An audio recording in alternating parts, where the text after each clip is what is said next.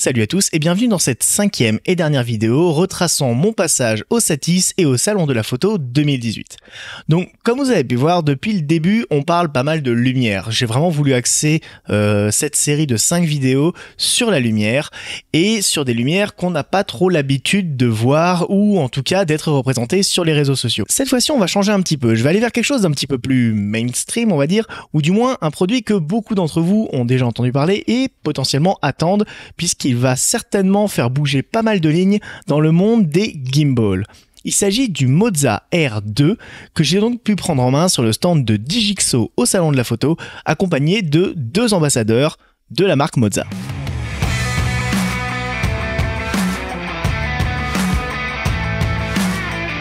Donc, je suis en compagnie de Léo et Thomas sur le stand de Digixo et on va vous parler du coup du Moza R, le dernier arrivé dans le monde des gimbals. Alors du coup, ce Moza R2, il reprend un peu les codes design du Ronin S. Il va pouvoir embarquer 3,2 kg. Il a une autonomie de 16 heures. Une autonomie de 16 heures. Si jamais, du coup, on compare forcément au Ronin S parce qu'il lui ressemble et qu'il est sorti à peu près en même temps, du coup, si jamais toi tu devais me donner quelques arguments en faveur du Moza R par rapport au Ronin. Il coûte 100 € de moins déjà, donc ça bon c'est peut-être le plus gros point.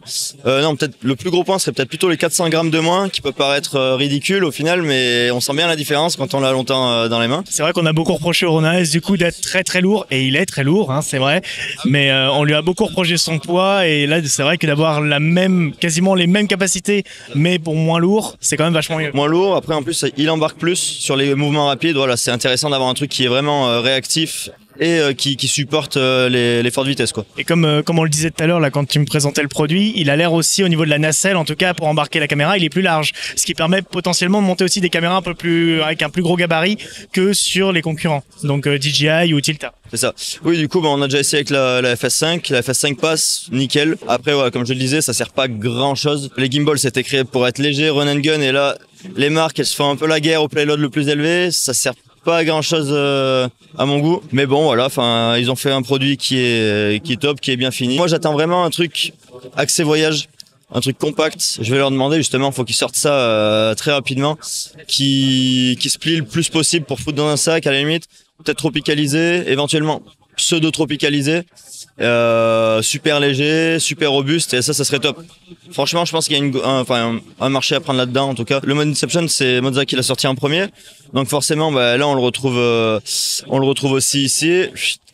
Et voilà quoi. Après rien de plus, ça a toujours été la même chose. Je pense que je vais leur demander de pouvoir l'accélérer parce qu'on peut gérer la vitesse, mais là c'est au max. J'aimerais bien que ça soit encore plus rapide pour faire des gros slow-mo sur des trucs un petit peu dans des tunnels ou avec des acrobaties, filmer quelqu'un qui est en train de faire un backflip et suivre le backflip en temps réel. Que Moza est très à l'écoute de sa communauté. Complètement. Ah oui, justement, sur les anciens modèles, il y a beaucoup de mises à jour qui se font sur Moza, surtout que c'était une marque qui débutait. Donc c'est pour ça que cette marque s'est faite un petit peu taper sur les doigts quand elle a débuté, parce que forcément il y avait des trucs qui marchaient pas forcément trop, et en fait bien sûr ils sont à l'écoute, et il y a eu pas mal de mises à jour pour résoudre les problèmes, et voilà, là, on arrive sur des produits qui sont quand même relativement ultra fiables même. Le Moza R1, ça fait 1 an et demi qu'on l'utilise quasi quotidiennement. Il bronche pas, il est sur le salon, on est en train de le montrer. S'il était défectueux, on le mettrait pas sur le salon, quoi. Mais non, du coup, pour ça, c'est cool.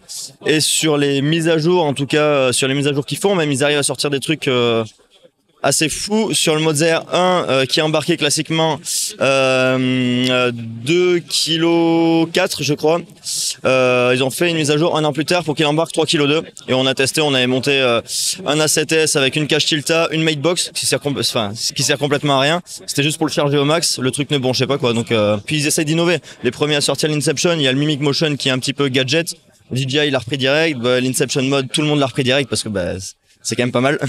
Voilà. Si jamais vous voulez vous procurer le Moza R2 qui sera disponible fin novembre, du coup n'hésitez pas à aller sur la page Moza France ou nous contacter sur la page Timeless Factory sur Facebook. Voilà. C'est ça. Si vous avez d'autres questions, du coup n'hésitez pas à contacter Léo, et si jamais vous voulez précommander ou commander le Moza R2, c'est chez Digixo que ça se passe, juste derrière nous, du coup le site digixo.com. Merci beaucoup Léo.